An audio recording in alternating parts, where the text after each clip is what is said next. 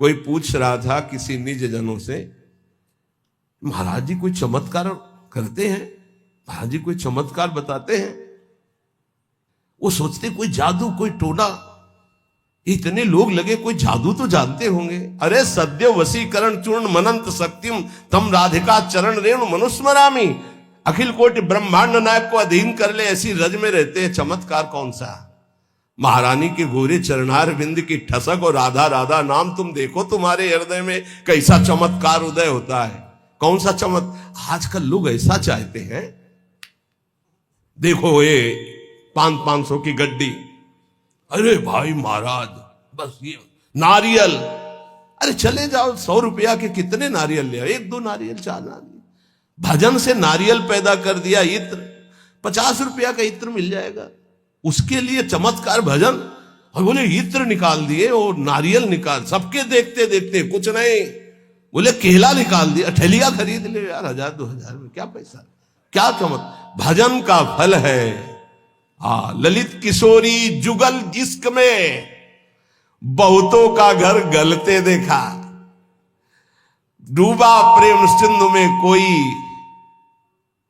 हमने नहीं उछलते देखा। अपने एक लड़का को स्मार्ट मोबाइल देते हो, फीस देते हो, पढ़ाते हो, लिखाते हो, पाई भर तुम्हारी नहीं मानता। एक लड़का एक बिटिया संभाले नहीं संभलता, चमत्कार देखने चले हो, बाबा का चमत्कार दिखाओ। चमत्कार एक इनकी खोपड़ी में बैठ करके राधा नाम सबको चला रहा है, साफ संयम में है, कोई मनोरंजन किसी के पास नहीं, जिनको सेवा है केवल उनके पास मोबाइल, साफ सावधान और रोज अपनी दिनचर्या में रत रहते हुए ये सब इष्टाकार वृत्ति की तरफ चल रहे। हम इनको मन से प्रणाम करते हैं कि हमारी आज्ञा हमारे गुरुजनों की परिपाटी पर चल रहे हैं। चमत्कार किसे कहते? मन का परिवर्तन कर देना, ये राधा नाम का चमत्कार है, ये राधा नाम का प्रभाव है। पता नहीं लोग साधु महात्मा को क्या समझते हैं। जादू देखना है तो जादूगर के पास जाओ ना, पानी में ये दिखा देना, रुमाल में कबूतर निकाल देना, ये देखो जाके। साधु का चमत्कार देखना है मन का परिवर्तन, तुम्हारा मन और तन दोनों पवित्र होकर सच्चिदानंद भगवान में लगे। आज इसीलिए तो साधुता बहुत दुर्लभ हो गई है कि साधु महात्माओं को भी लोग नौटंकी मनोरंजन का एक पात्र समझते हैं। ताली बजा दी, बात सुने, कोई नेता का भाषण, ताली बजा दी। मन का परिवर्तन, तन का संयम और सच्चिदानंद में वृत्ति को जोड़ना। अजब रंग अनुभव बरसन लागे, अनुभव हृदय का अनुभव, हृदय का परिवर्तन क्या?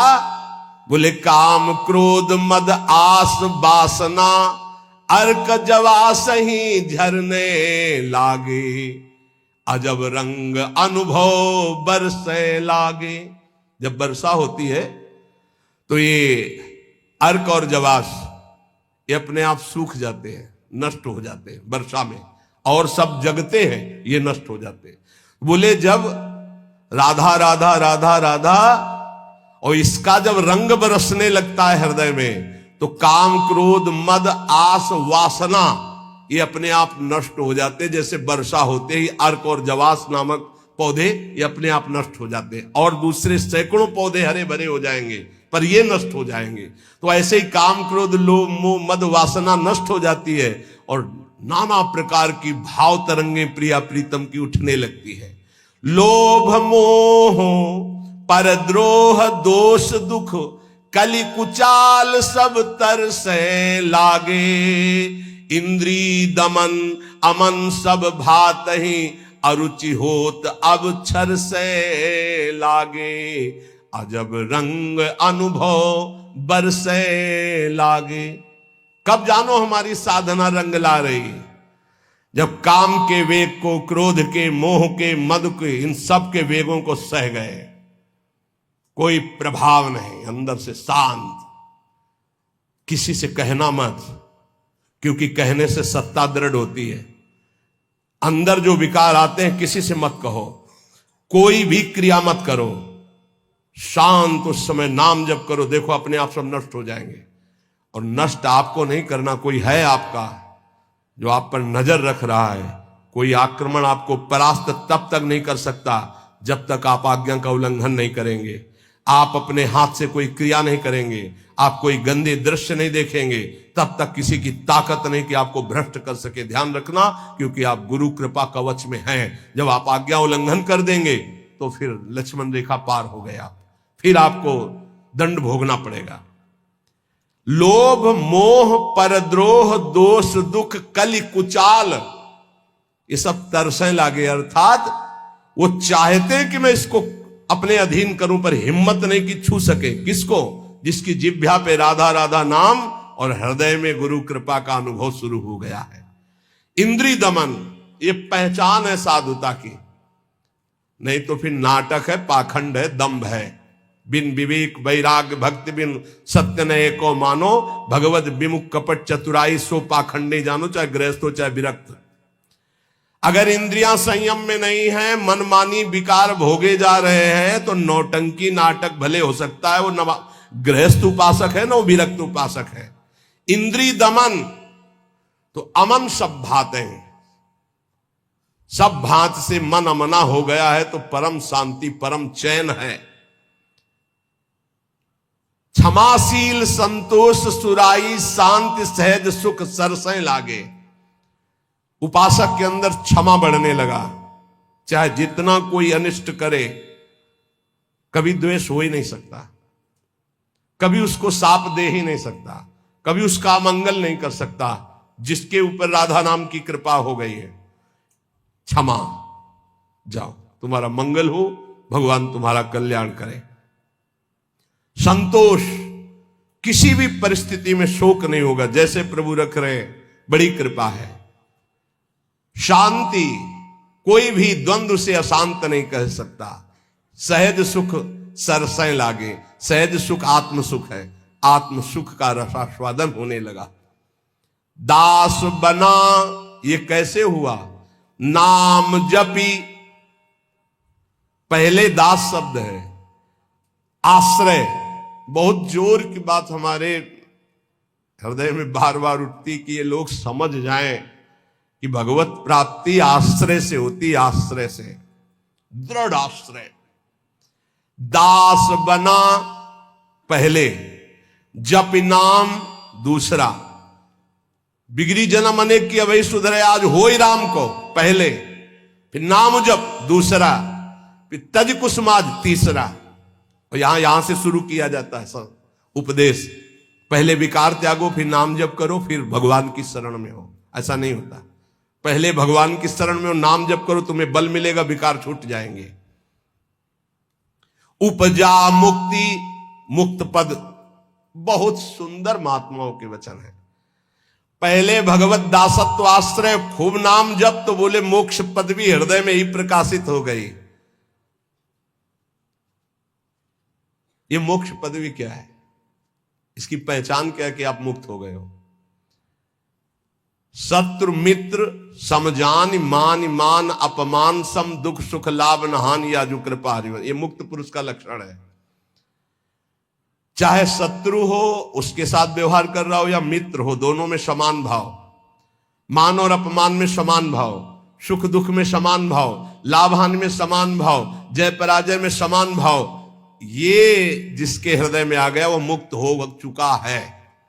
गीता जी में भगवान ने कहा, निर्माण अमोहाजित संग दोषाध्यात्म नित्या विनिवृत्त कामा द्वंद्वेर विमुक्ता सुख दुख संगई गच्छन्त अमूढ़ा। ऐसा अमूढ़ अव्यय पद का अधिकारी महापुरुष मुक्त पद में विराजमान कौन है? बोले जो मान रहित हो चुका है। मान बिल्कुल उसके हृदय में प्रियता पैदा नहीं कर पा रहा, और अपमान बिल्कुल दुख नहीं पैदा कर पा रहा। अमोहा, ना अपने शरीर से मोह है, ना किसी के शरीर से मोह है। यह मुक्त पुरुष का लक्षण है। जित संग दोषा, चाहे जितने भोगों के बीच में उसका मन भोगने के लिए चलेगा ही नहीं, वो जीवन मुक्त पुरुष है। जित संग दोषा, अध्यात्म नित्या, निरंतर आत्मस्वरूप में स्थित, विनिवृत्त कामा, समस्त कामनाएं निवृत्त हो चुकी है। द्वंद्व में मुक्ता, हर द्वंद्व से वो मुक्त हो चुका है। मान अपमान सुख दुख लाभ हानि चिंता शोक भय मृत्यु, सबसे सुख दुख संगय, सुख और दुख में समान भाव। ऐसा महापुरुष परम ज्ञानी महात्मा वो जीवन मुक्त है। वो यहां कह रहे हैं। दास बना पहुंचे मुकाम जे, आंखें कहत हवाला। साधु की पहचान चिकने गाल से नहीं, साधु की पहचान उसके नेत्र से होती है, सिर्फ नेत्र से। ऐसे तो मांस मछली खाने वाले के भी गाल चमकते देखे हैं कि वो बहुत ही चिकन, तो चिकनाहट को थोड़ी साधता है, वो तो घी दूध से चिकनाहट आ जाती है। अच्छा खाओ पियो तो मांस चढ़ेगा, चिकना हो जाएगा शरीर। बोले बहुत चमक रहा है चेहरा, तो हम आपको दिखाएं कि विषयी पुरुष हो, चेहरा चमक रहा है, वो भजनानंदी है क्या? नहीं, वो खान पान का है चेहरा। दास बना पहुंचे मुकाम, तो आंखें कहत हवाला। अच्युत मुनि के आश्रम में जी उड़िया बाबा पहुंचे, गंगा के किनारे है, तो देखा, जे दृष्टि दे, अरे अपने शिष्यों से कहा दौड़ो, ब्रह्मबोध संपन्न महापुरुष पधार रहे हैं। दृष्टि में पता चल, बोले दास बना पहुंचे मुकाम जे, तो आंखें कहत हवाला। आंखें परिचय बता देती है कि ये किस कोटि का महात्मा है, जीवन मुक्त है या प्रपंची है या विषयी है या साधक है या साधना की किस स्थिति में है। पहुंचा हुआ महापुरुष के नेत्र बताते हैं। दास बना पहुंचे मुकाम जे, आंखें कहत हवाला। जे दृष्टि में दृष्टि ऐसे मिली तो पता चल जाता है कि किस कोटि की स्थिति है। अब बता रहे हैं कि दो प्रकार की आंखें होती है सिद्धों की। एक होती है जो ज्ञान सिद्ध होता है, करुणा और मैत्री, ये दो आंखों में नहीं होंगी। करुणा और मैत्री नहीं हो, क्योंकि वो निर्मम निरहंकार अद्वितीय स्थिति को प्राप्त महापुरुष बिल्कुल शुष्क शुष्क काष्ठवत हृदय, ना दया ना करुणा ना मैत्री न द्वैत। जब अपने सिवा है नहीं कोई, तो आप उनकी दृष्टि में देखोगे तो ना हिलन ना डुलन, और नेत्र के आसपास की सारी पुतली साफ एकदम श्वेत, वो ब्रह्माकार वृत्ति के नेत्र होते हैं। रुद्रवत एकदम दृष्टि उनकी, और बिना चंचलता रहे, बार बार ऐसे नहीं, खुले हो एकदम अलक्ष श्वेत पुत्री, सिंहवत दृष्टि। और दूसरे होते प्रेमियों के, नशा ललाई, जैसे भांग छाने हो या कोई नशा करे हो तो लाल आंख नहीं हो जाते, ऐसे लाल आंख होती है प्रेमियों की, क्योंकि प्रायः वो रुदन करते हैं, तो आंखें सूजी हुई या आंखों के नीचे लालिमा। थकित पूतरी, वो एक विचित्र दशा होती, बड़े ही सरस, बड़े ही व्याकुल, बड़े ही थकित नेत्र। पलक न लागत हाला, अपलक दृष्टि उनकी भी रहती है। ज्ञानी की दृष्टि भी ऐसी होती है, प्रेमी की दृष्टि होती है, पर दोनों में अंतर होता है। एक एकदम काष्ठवत शुष्क, मतलब वो शब्द अशुद्ध होगा, उदाहरण नहीं दिया जा सकता, जैसे खुली हुई मुर्दे की आंख, कोई हलन डुलन चलन कुछ नहीं। कई बार उड़िया बाबा को बाहरी लोगों ने समझा कि पधार गए हैं, ऐसी दृष्टि बस कुछ नहीं। और प्रेमी जनों की दृष्टि नशा ललाई, थकित पूतरी, पलक न लागत हाला। नेत्र ऐसे कि देखो तो आसक्त हो जाओ, बड़े सरस, बड़े प्रेमी, बड़े थकित, और हल्की सी लालिमा नेत्रों में छाई हुई है, सुरंग नेत्र हैं और घूर्णित नेत्र हैं। प्रेमी जनों के घूर्णित नेत्र, जैसे नशा ललाई का तात्पर्य यही है।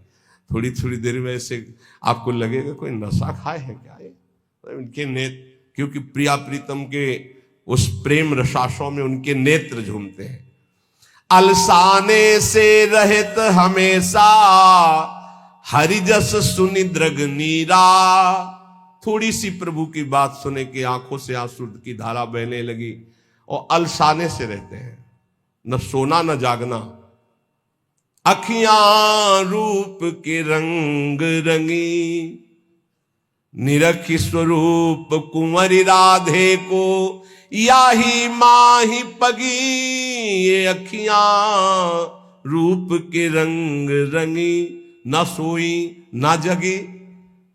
प्रियाजू के रूप रस में हर समय अलसाई हुई, एक जैसे कोई नशा किए हो ऐसे उस नशे में। ढरक चलत कबही भरियावत पुलकावली शरीरा, गदगद गर चित शांति थका मन, तनहु थका दर्शाई। ज्ञान विराग भक्ति से पूरे, जगत न सकत समाई। ऐसे प्रेमी जनों के नेत्र जहां जगत का प्रवेश ही नहीं है, हृदय कंठ गदगद हो जाता है, चित्त शांत है, मन अचंचल है, तन एकदम थकित शिथिल भाव में डूबे हुए।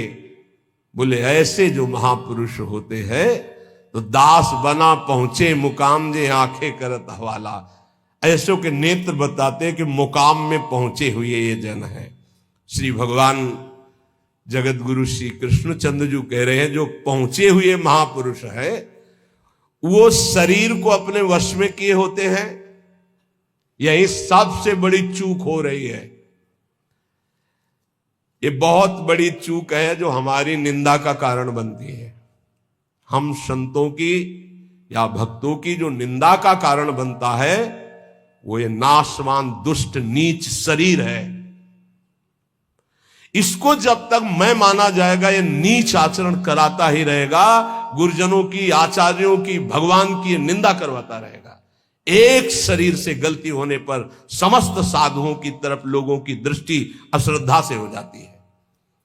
इसीलिए हमें लगता है कि अगर साधु बने तो मर के बने, उन्हें घर गृहस्थी में ब्याह करके अच्छा है, जीवन धर्म पूर्वक व्यतीत करे, अधर्म आचरण न करे। बहुत बड़ी त्रुटि समझो, एक गलती से लाखों लोगों की श्रद्धा संतों के प्रति नष्ट हो जाती है। भगवान कह रहे सिद्ध पुरुष के लिए कैसा होता है, निराशीर्यत चित्तात्मा त्यक्त सर्व परिग्रहा, शारीरम केवलम कर्म कुर्वन्नाप्नोति किल्बिषम। यत चित्तात्मा, जिसने अपने शरीर को अधीन कर लिया। ये प्रार्थना है सब साधकों से, कोई ऐसी चेष्टा मत करना जिससे भेष को गाली मिले। हमारा गति हो या दुर्गति हो तो ठाकुर जी जाने। कभी ऐसी जगह न खड़े होना, कभी ऐसी चेष्टा मत करना, कभी ऐसा संग मत करना। ये ध्यान रखो कि तुम्हारे से एक बहुत बड़ी धारा जुड़ी हुई है। तुम्हारे गुरु, गुरु के गुरु, गुरु के गुरु, आचार्य, इष्ट, पूरा एक आपकी गलती पूरे को गालियां दिलवा सकती, पूरे विश्व के संतों के प्रति अश्रद्धा हो सकती। इसलिए सावधान। जिंदगी में हम नीच हैं, पामर हैं, हमारी गति हो दुर्गति हो भगवान जाने। हमसे ऐसा आचरण न बन जाए कि हमारे गुरुजनों को गाली मिले।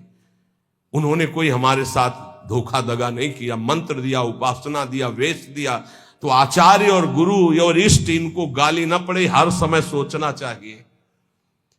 ये शरीर को जब तक जीतोगे नहीं तब तक गलती हो ही जाएगी, चाहे कसम खा लो, चाहे जो कुछ कर लो।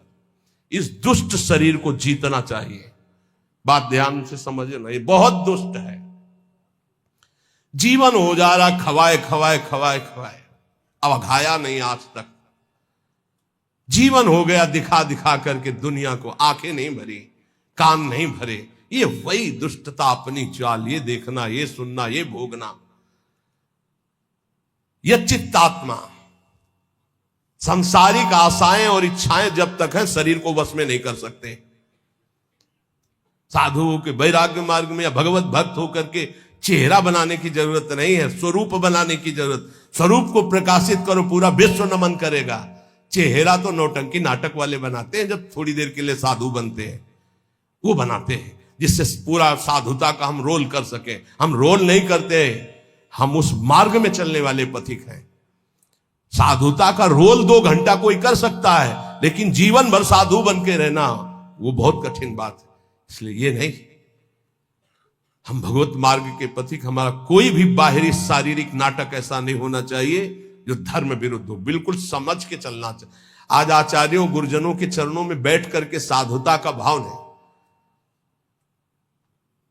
लाल कपड़ा हो या पीले कपड़ा हम पहने हो, इसके बाद यहां से बढ़िया माकुआ तेल लगा के ऐसे, ये कौन से शास्त्र में लिखा है?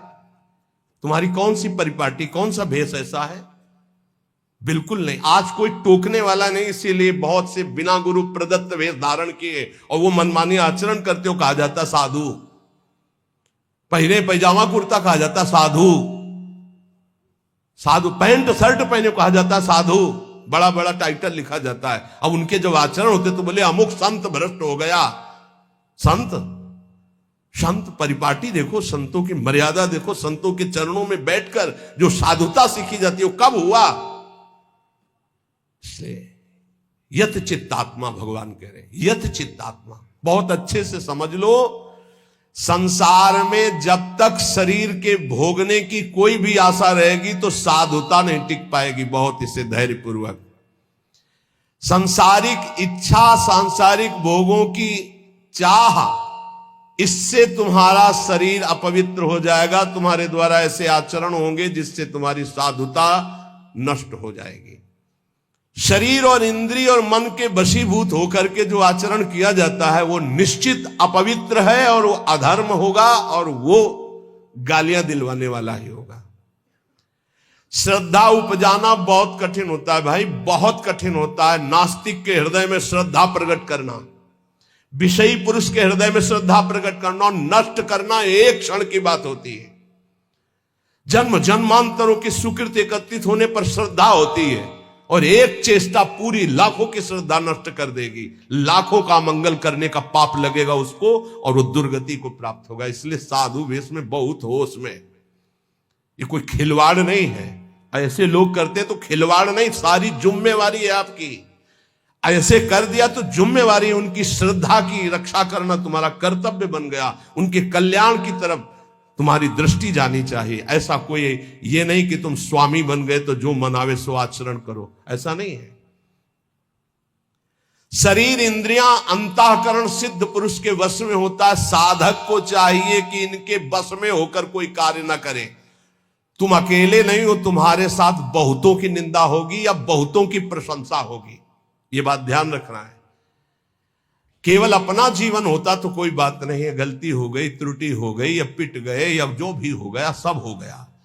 आज तुम नहीं हो, तुम्हारे साथ बहुत जुड़े हुए हैं, तुम्हारे गुरु, तुम्हारे आचार्य, तुम्हारे इष्ट और लाखों श्रद्धा।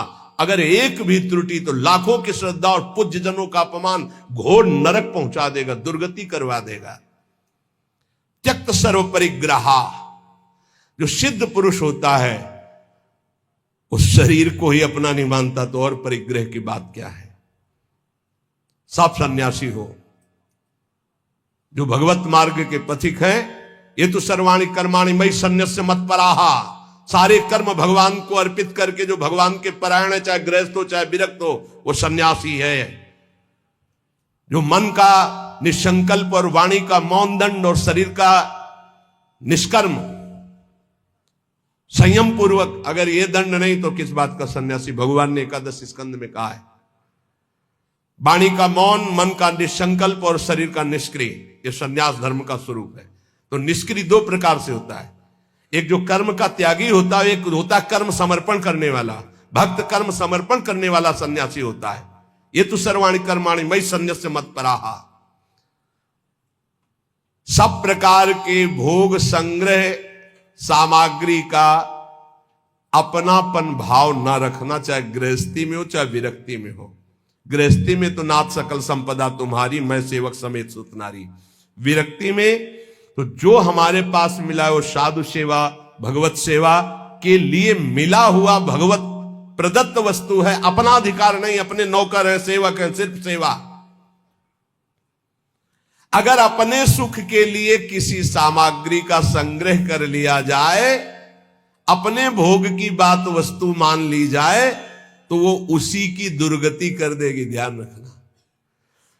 और प्रायः गलती हो जाती है, ऐसे नहीं कोई नजर आएगा। जब कष्ट सह रहा होगा साधक तब कोई नजर नहीं आएगा, और जब उसके पास वैभव एकत्रित हो जाएगा तो आ जाएंगे। कौन हो आप? तुम्हारे मामा पहचाने नहीं? अभी तक मामा कहां थे तुम भाई? अभी तक कहां? बचना, हम जो प्रार्थना करें उसको अंदर से समझना। जहां मकान बना, जहां वैभव एकत्रित हुआ, तो पूर्व जीवन के रिश्ते नाते संबंधी आके और वहां का अधिकार जताते हैं, और वहां के फिर संबंधी अपना संबंध स्थापित करके उसके अधिकारी बनते हैं, और फिर जिनके लिए आया था फिर उनकी दुर्गति होती है। भी ध्यान रखना। यहीं की घटना है। वो भक्तमाली जी अंतर ध्यान हो गए, उनकी बात है। वो बता रहे थे कि साधु के भाई आए, तो साधु को कहीं ना कहीं से अर्थ मिलता ही रहता है, साधु सेवा भगवत सेवा। तो उन्होंने कहा अमुक कार्य है, 1 लाख रुपया दे दो। एक घटना है, कोई कथा नहीं। तो 1 लाख दे दिए। अब जब वो आते तो कहते हैं भाई दे यार 1 लाख रुपया, साधु सेवा वाला ले गए थे।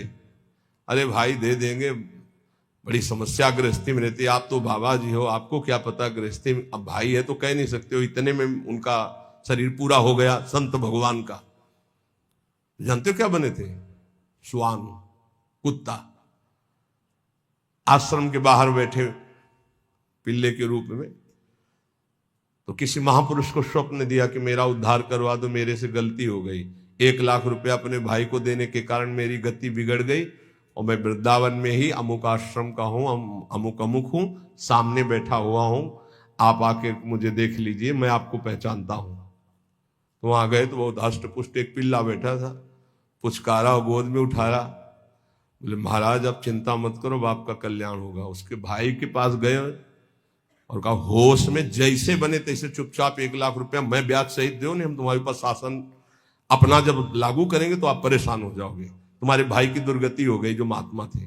वहां से पैसा लाए, फिर आश्रम में भंडारा किया, और फिर कुत्ता का कुछ दिनों में शरीर शांत हो गया, वो अपनी गति को प्राप्त हो।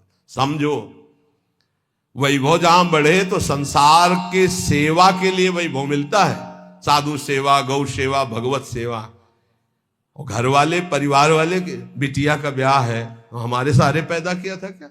मेहनत करो, मांगो, खाओ, जियो। हमारा तुम धर्म भ्रष्ट करने आए हो? वैराग्यवान कभी भूल करके एक सिक्का अपने परिवार वालों को ना दे, नहीं तो नरकगामी होगा। ध्यान रखना, ये हराम का पैसा नहीं है। गृहस्थ जन देते हैं भगवत प्राप्ति में लगे हुए संतों की सेवा के लिए, या श्री जी के लिए, या गौ सेवा या धर्म सेवा के लिए।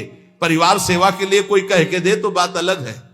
कौन देता है परिवार सेवा की? इसलिए किसी भी सामग्री को अपनी ना मानना, त्यक्त सर्व परिग्रह, ये भगवान का आदेश है। सिद्ध पुरुष में ऐसा नहीं होता, वो अपना न शरीर ही मानता है न कोई वस्तु मानता है। लेकिन साधक के बात ध्यान रखे, उसके पास जो भी भगवत प्रेरित सामग्री आई है वो अपने लिए नहीं, सेवा के लिए आई है। ठाकुर सेवा, संत सेवा, भगवत सेवा, समाज सेवा।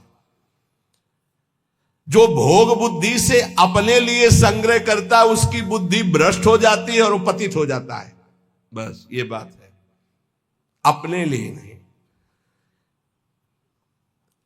बहुत जोर का भगवान ने त्यक्त स्वर परिग्रह का भाव बताया है कि सिद्ध का यही लक्षण होता है।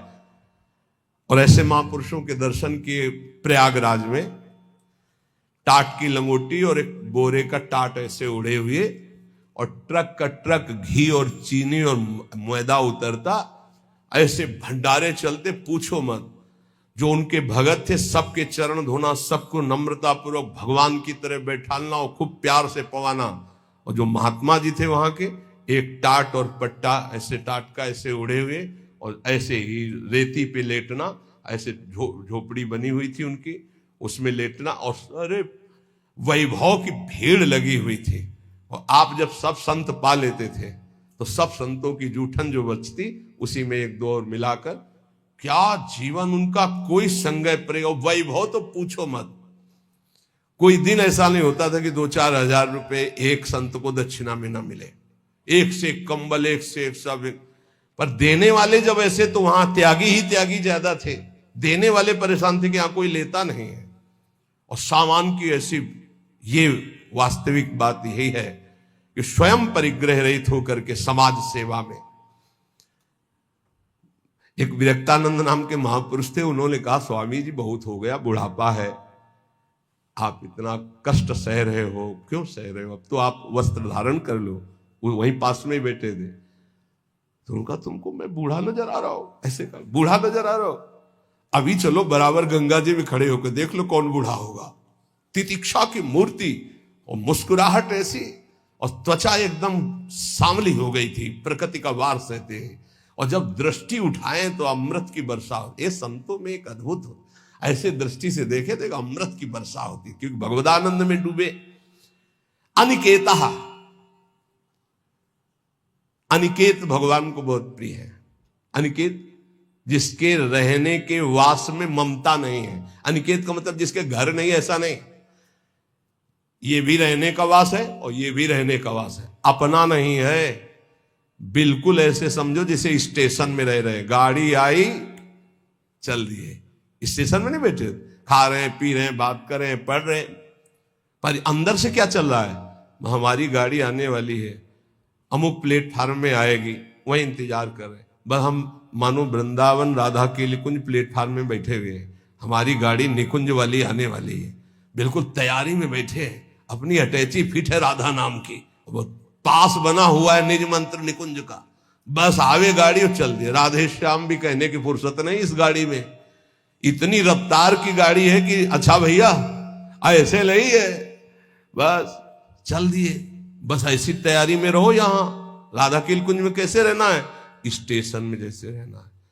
ये ना किसी का था, ना है, न रहेगा, बस समय गुजारो और श्री जी के पास चलना। अनिकेता, रहने के स्थान में ममता रहित होना। निराशी, सिद्ध पुरुष में कोई आशा नहीं होती, और साधक को आशा, कामना, स्पृहा और वासना इसका त्याग करना पड़ता है।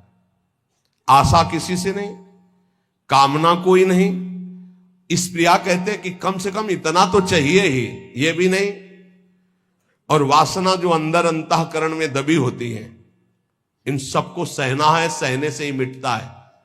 बोले इतनी व्यवस्था तो होनी चाहिए, क्यों होनी चाहिए, हरि की इच्छा है कि इतनी भी ना हो तो हम उसमें राजी हैं, जोई जोई प्यारो करे सोई मोई भावे।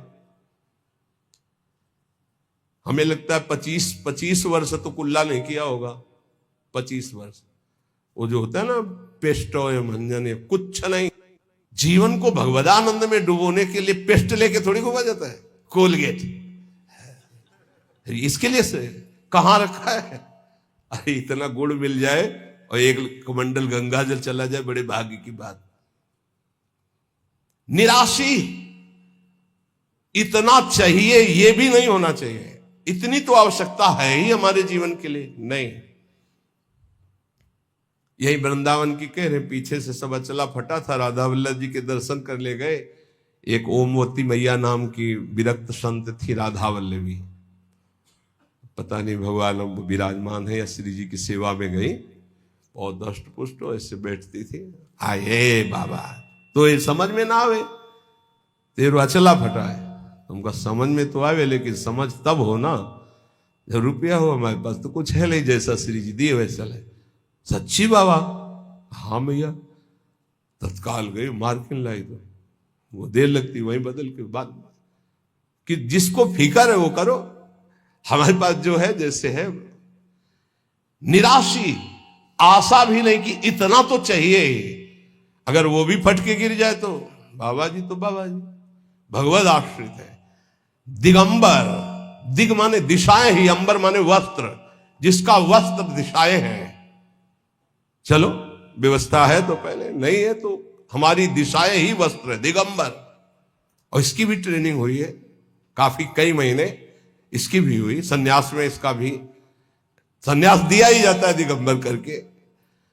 निराशी, ये सच्ची मानो, कोई आशा मत रखो, जिस समय जैसी व्यवस्था हरि करें उसी में राजी रहो।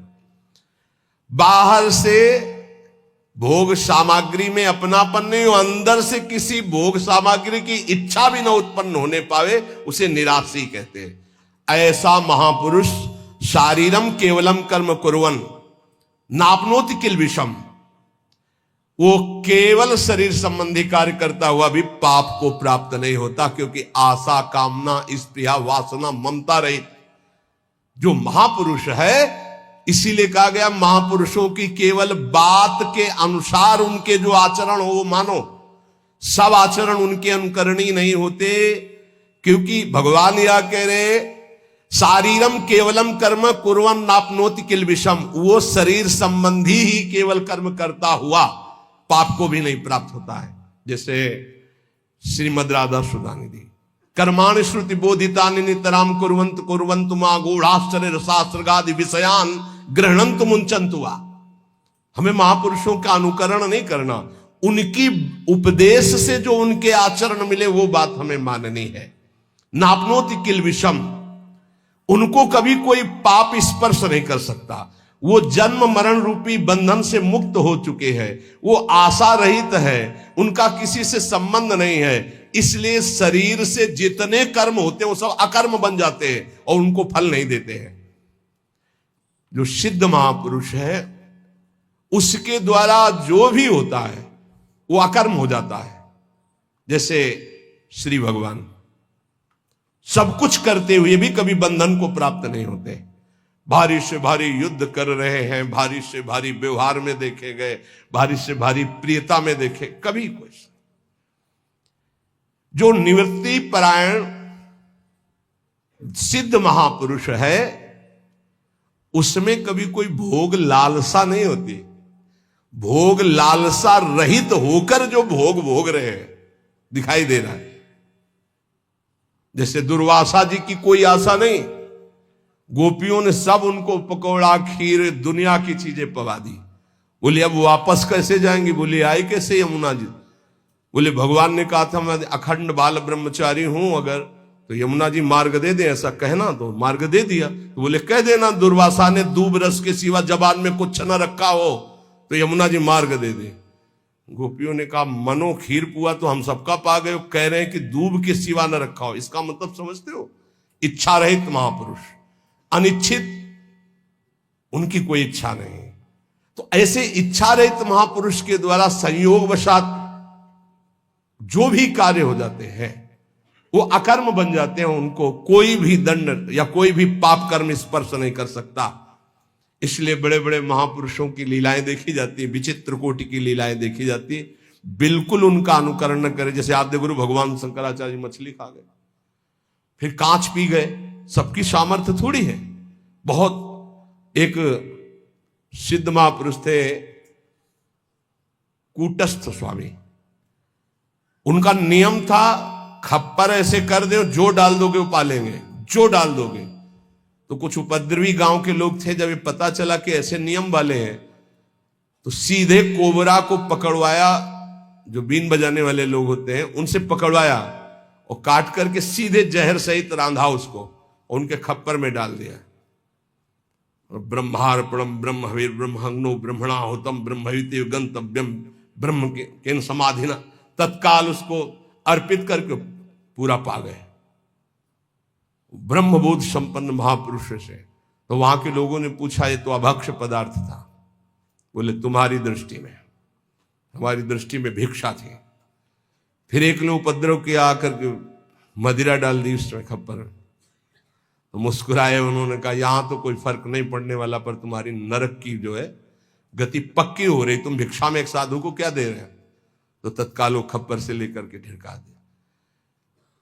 सिद्ध महापुरुषों की। अब फिर उन्हीं की बात, एक दिन वो पेड़ के नीचे बैठे थे, किसी गांव में चोरी करने जा रहे थे चोर। उनसे पूछा कौन हो तुम? वो कुछ नहीं बोले। कौन हो तुम? कुछ नहीं। खूब लात और डंडों से मारा। सुबह जब लोग आए तो पड़े तो घाव उनके देखे, डंडे दे। स्वामी जी किसने मारा? ये पता नहीं किसने मारा। बोले आपको दुख नहीं है? बोले क्यों दुख है? खप्पर में जो आया सो खा लिया, सो शरीर में जो आया उसे भोग लिया। सिद्ध पुरुषों की नकल थोड़ी कर सकते हैं, वो तो स्थिति प्रज्ञ महापुरुष है। शिव जी हलाल जहर पी गए, सब पी जाएंगे क्या? तो यहां कह रहे हैं कि उपासक को चाहिए कि महापुरुषों के जो वचन से आचरण मिले उनके अनुसार चले। निवृत्ति परायण साधक सदैव महापुरुषों के वचनों का अनुगमन करे, उनके विरुद्ध आचरण, निरर्थक आचरण, प्रमाद युक्त आचरण कभी न करे, तो वो भी सिद्धावस्था को प्राप्त हो जाएगा।